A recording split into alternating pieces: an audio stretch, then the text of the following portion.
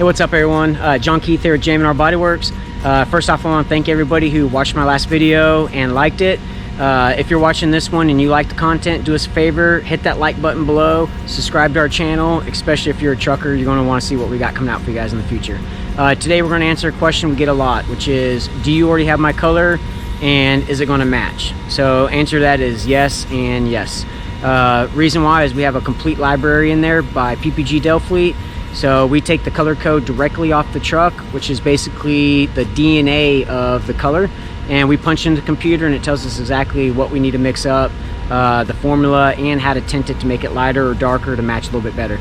That's what we're going to do today, and I want you guys to follow along. Come on with us.